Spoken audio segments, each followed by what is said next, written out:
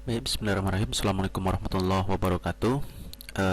Dalam pertemuan hari ini kita akan bahas tentang ini deh, LK1 ini kita bahas. Ini sudah sebagian sudah mengerjakan, ada yang belum. Maka yang belum mengerjakan, setelah pembahasan ini nilainya akan dikurangi 20 poin ya, karena udah dibahas. Tetap boleh mengumpulkan, dipersilakan untuk ngumpul setelah pembahasan ini, tapi nilainya dikurangi 20 poin. Oke, kita akan bahas dari yang pertama, tugas 1. Jadi di LK1 konsep routing ini ada 3 tugas ya. Tugas 1, jelaskan manfaat routing bagi jaringan komputer yang kita bangun. Nah, ini sebenarnya sudah ada di materi ya. Materinya di topik 1 konsep routing ini sudah ada nih. Nah, manfaat routing apa? Ini dia. Memungkinkan kita melakukan pemantauan dan pengelolaan jaringan yang lebih baik ya, karena kalau dia di routing itu kita bisa pantau bagaimana jaringan kita itu bisa dipantau lewat router ya. Itu lebih baik dibandingkan kalau kita pakai bridge atau switch yang menggunakan tanpa router. Kemudian lebih aman dibandingkan bridge atau switch ya, karena di router itu biasanya sudah ada firewall ya, sementara di switch dan bridge itu biasanya tidak ada. Kemudian gangguan di satu segmen tidak mengganggu segmen yang lain ya. Kalau ada satu segmen itu down, segmen yang sebelahnya itu tidak terpengaruh ya, karena memang fungsi switch itu kan menghubungkan antara dua segmen atau lebih ya. Nah, kalau satu segmen itu bermasalah, segmen yang lain tidak akan terpengaruh. Tapi kalau dia bridge atau switch itu kan satu segmen tuh semuanya. Kalau satu segmen itu down, ya sudah down semua begitu. Kemudian adanya dynamic route. Nah, di router itu bisa disetting dia static route atau dynamic route. Nah, kalau statik ya itu berarti kita ya admin yang admin yang membuat tabel routingnya. Sementara kalau dia dynamic route, dia sudah pakai algoritma routing. Oke, apa kelemahan static routing? Static routing itu ya, yang kerja adalah admin lah yang membuat jalur berangkatnya paket itu, jalur ke internetnya, kemudian jalur baliknya juga ditentukan oleh admin. Kelemahannya kalau ini dilakukan oleh semua oleh admin, jika ada ada router yang nambah di bawahnya tanpa sepengetahuan admin, maka klien yang berada di bawah router tersebut tidak bisa akses internet, dia tidak bisa keluar ya, dia cuman di jaringan lokal saja. Itu kelemahannya, sehingga static route hanya bisa diimplementasikan di jaringan yang berskala kecil, yang itu router di bawahnya tidak terlalu banyak. Kalau sudah banyak pasti admin akan lalai, admin tidak akan bisa mengetahui semuanya, dan itu sangat merepotkan dari sisi admin. Kemudian jelaskan arti nomor 3 ya, jelaskan arti flag DAC pada router. DAC itu D-nya itu dynamic, A itu aktif, C-nya itu adalah connected ya. Itu artinya flagnya. Maksudnya apa? Bahwa yang flag DAC itu rule-nya itu ditambahkan secara dynamic oleh sistem, kemudian dia aktif, kemudian dia terkoneksi ya. Itu artinya. Tuliskan tabel routing untuk masing-masing, ini tugas 2. Tuliskan tabel routing untuk masing-masing router berikut. Oke, sekarang gini, lihat. Router 1 ya. Router 1 kalau dia mau ke laptop 2, ini kita anggap laptop, ini laptop 1, ini laptop 2. Ini kan dia memasuki network yang berbeda ya. Dia memasuki network yang berbeda. Di sini ya, di sini dia akan membuat flag DAC. Yang pertama dia buat flag DAC dulu ya, DAC. Kita lihat di ini, bisa lihat, kalian lihat di materi ya, di materi cara membuat tabel routingnya. Mana dia? Oke, ini dia. Lihat flag DAC itu saat kapan flag DAC ini muncul? Ketika kita menginstal IP address di sini. Jadi setiap kita menginstal IP address, dia akan buat flag DAC. Ini ada berapa IP-nya? 2 ini sebenarnya. Dia di kemari 1, yang kemari 1. Itu berarti 2. Flag DAC-nya berarti ada 2 ya. Maka dia akan buat flag DAC DST address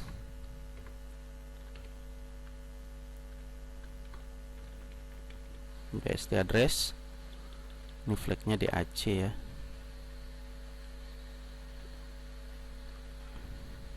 DAC destination addressnya adalah alamat networknya 10. Kita lihat dari yang ini, yang Ether 2 10 1 1 0 per 30. Dari mana 10 1 1 0? 10 1 1 0 itu dari sini. Ini 10 1 1 0 networknya adalah 10 1 1 1 networknya adalah 10 1 1 0 per 30. Dari mana taunya? Yaitu di materi subnetting, enggak di materi ini ya. Di kelas 11 kalian sudah belajar tentang subnetting. Kemudian path source-nya kemudian adalah IP dia. Nih, lihat contohnya. Nih. Destination address-nya 10.1.0.24, path source-nya 10 bla bla bla bla. Oke, itu adalah IP dia sendiri. Ya. Ini path source, destination address-nya DST, disingkat ya. DSTADDR. Path source-nya IP dia sendiri. Nah, itu dia ya. Itu sudah ada semuanya di materi. Lihat tuh ya. Itu untuk flag yang DAC. Kemudian satu lagi, DAC satu lagi, yaitu untuk IP di Ether 1. Tadi Ether 2 ya. DST address-nya adalah yang kemari. Ini berapa? Karena ini di soal 192.168x 2/24, berarti x-nya itu ya bebas sebenarnya ya. Kita buat juga lah dia x ya, karena dia pasti networknya x0 gitu ya. 192.168 x 0/24. Nah, itu untuk destination address-nya. Kemudian path source-nya, preference source-nya umumnya di Ether 1 yang mengarah kemari itu adalah X1 biasanya ya. 192.168 X1 itu IP di sini ya, IP di Ether 1, gateway-nya si laptop 1. Itu path source-nya. Kemudian untuk kemari dia kan butuh satu flag AS ya. Untuk flag AS gimana caranya? Ini lihat destination address-nya, kemana arahnya, kemudian gateway ya, itu dia. Jadi tujuannya kemana, kemudian pintu masuknya apa, itu parameternya. Jadi untuk yang AS aktif statik ya, DST address-nya kemana? Kemari ya. Jadi dia kalau kemari dengan kemari itu sudah pakai DAC tuh. Dia sudah pakai DAC karena dia pakai ini, sudah destination address-nya sudah di wilayahnya sendiri. Tapi waktu dia kemari mau ke laptop 2 itu sudah berada di wilayah kekuasaannya router 2. Karena ini sudah berada di wilayah kekuasaannya router 2, dia harus minta izin nih ke router 2. Maka saat dia mau kemari itu kita anggap ini jadi kesannya sama ya. Saat dia mau ke 192, 168, X-nya kita anggap XX atau Y lah ya, Y. Di sini ini kita ubah nih, Y, supaya networknya berbeda ya. Y 0/24 ya. Y 0/24, maka dia harus minta izin ke gateway ini ya. Maka dia pakai gateway apa? Router yang ada di depannya. Router dia kan ini, router 1 ya. Depannya kan ini. Yang duluan dapat IP ini 10.1.1.2. Itulah yang dijadikan sebagai gateway-nya. Ya. Oke, nah dengan demikian Ether 1 saat kemari dia sudah bisa berkomunikasi. Waktu dia balik gimana? Tugasnya router 2 untuk mengembalikan paketnya kemari, begitu. Jadi router 1 sudah tugasnya kemari, begitu balik kemari itu tugasnya router 2. Maka router 2 juga harus di setting apanya ini, tabel routingnya ya. Tabel routingnya ini harus di apa? Di daftarin ya. Yang pertama sama DAC di router 2. DAC sebentar.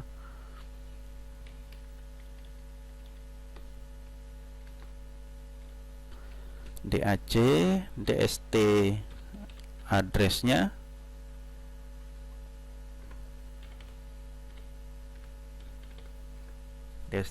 lihat IP dia. Kita ambil yang Ether 2 dulu. Bebas sebenarnya mau Ether 2 mau Ether 1 boleh, mana duluan. Karena dia tergantung mana duluan yang kita setting. 10 1 10 per 30. Sama ya DST addressnya dengan yang router 1 110/30. Dengan itulah mereka berkomunikasi. Jadi router 1 dan router 2 itu berkomunikasi lewat DAC-nya ini. DAC yang pertama ini. Ya. Ref source-nya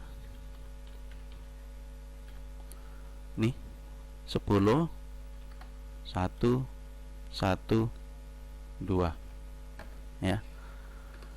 Oke, kemudian DAC yang kedua ini supaya kelihatan ya, kita enter saja. DAC yang kedua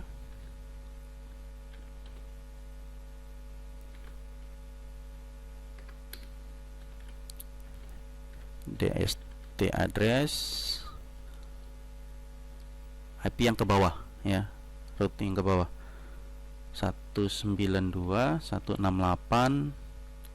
Ini tadi sudah kita ubah ya, bukan X lagi tapi Y ya, Y, supaya membedakan dengan yang kemari. Karena ini mereka harus punya network yang berbeda. Y 0/24.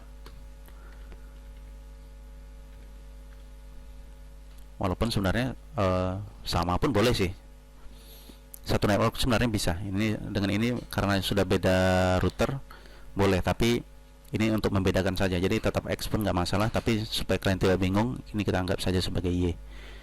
Pref source-nya berapa? 192.168 Y 1 ya. Kita anggap yang untuk di atas karena umumnya di yang mengarah ke klien ethernya itu di setting di 1 atau di 254. Tujuannya apa? Untuk ngingatin saja. Karena kalau kita taruh di situ misalnya per 30, dia di tengah-tengah kan. Nanti ngatur DHCP-nya repot. Ya, karena dia berada di posisi di tengah. Oke, kemudian AS-nya. AS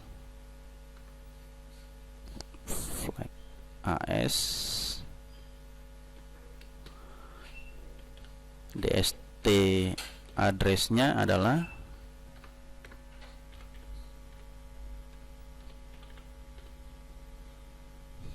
ini ADDR ya, DST address. Nah, saat balik dia mau kemana? Mau kemari nih, dari router 2 mau ke router 1 ya, dia mau kemari. Berapa network di sini? Ini dia networknya, yang ini nih, 192.168.0/24, 192.168.0 x 0/24.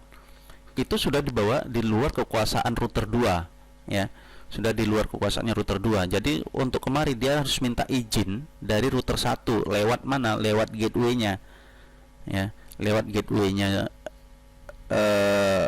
router 1 ya. Jadi dia mau kemari, dia harus minta izin kemari. Maka daftarinlah ini sebagai gateway-nya router 2 ya. Gateway-nya adalah, jadi ingat aja prinsipnya, gateway itu adalah IP address terdekat dari router yang ada di depannya. Perangkat apapun kita, mau dia router, mau dia PC, mau dia laptop, mau dia handphone, yang menjadi gateway-nya adalah router yang ada di depan perangkat tersebut ya. Routernya adalah gateway-nya adalah router, IP router terdekat dari router yang ada di depannya ya. Jadi kalau kita misalnya laptop ini, gateway-nya mana? Berarti IP-nya router 2 yang ada di Ether 1. Gateway-nya router 2 adalah Ether 2-nya router 1. Tadi gimana ya? Ini laptop, gateway-nya adalah Ether 1-nya router 2. Gateway-nya router 2 adalah Ether 2 router 1. Kemudian gateway-nya router 1 adalah ini sebaliknya, Ether 2-nya router 2. Kenapa bukan laptop? Ya, karena namanya gateway itu harus router ya, tidak boleh non router ya, dia harus router. Maka gateway-nya router 1 adalah ini, Ether 2-nya router 2. Gateway-nya laptop adalah Ether 1 dari router 1, IP address-nya ya. Walaupun boleh juga sebenarnya kalau dibuat langsung Ether-nya juga nggak apa-apa. Misalnya di sini gateway Ether 1 misalnya, tapi nanti Ether 1 itu akan banyak ya. Nanti dia beda banyak dari berbagai macam router ya. Makanya supaya lebih pasti tujuannya kemana, IP address-nya. Nah, jadi router 2 itu gateway-nya mana? Ini Ether 2 dari router 1. Alamat IP-nya 10.1.1.1. 10.1.1.1. Oke, nah itu yang apa ya? Itulah dia caranya. Jadi sudah selesai tabel routing untuk tugas 2 di router 1 dan di router 2. Inilah namanya tabel routing. Ini ada tabel routingnya. Router 1 tabel routingnya ini, router 2 tabel routingnya yang ini. Maka mereka sudah bisa komunikasi. Tugas 3 ya.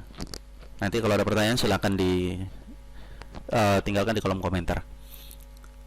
Manakah rule default berikut yang akan aktif?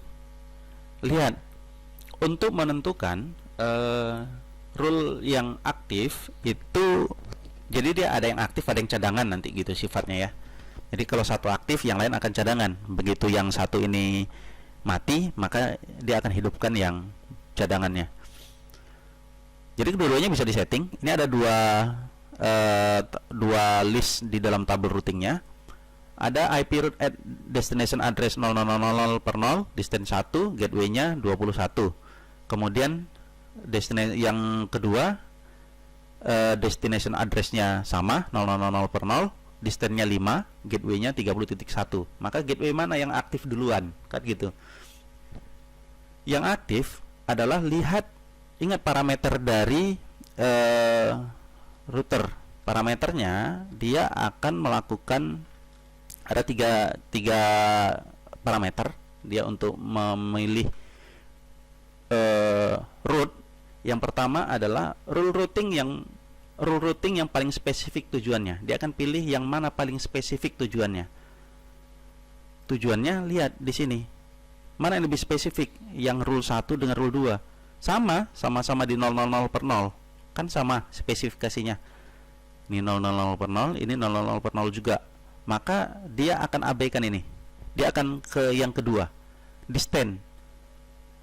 Router akan memilih distance yang paling kecil. Lihat distance-nya, mana yang lebih kecil? 1 dengan 5, mana lebih kecil? 1 atau 5 gitu. Ya, dia akan milih yang lebih kecil. Yang lebih kecil mana? 1 kan lebih kecil dari 5. Ya. Maka dia akan pilih yang ini. Jadi yang aktif duluan adalah gateway 20.1, 192.168.20.1. Inilah yang akan aktif duluan. Ya. Ini yang aktif duluan. Yang ini cadangan. Kalau ini mati, baru dia akan aktifkan yang ini. Ya, yang 30.1.